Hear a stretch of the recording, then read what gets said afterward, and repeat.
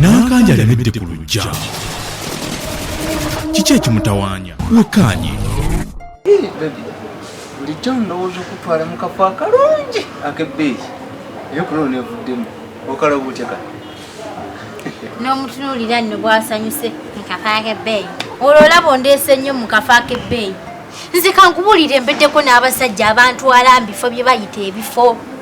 Leka ate naawe baamu. Nze njagala nkuwulire we nayagalanira ne Musa.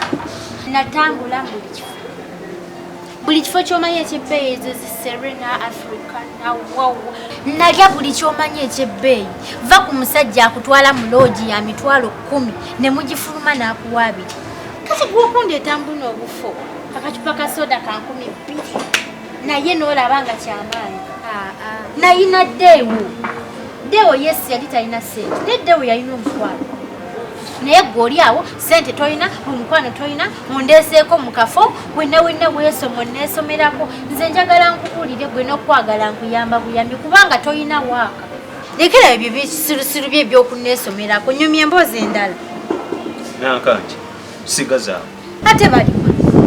Gwaliko kati naye beera mu kiraasi. Sikyayagala, sigazaawo. N'akanja alemedde ku lujja.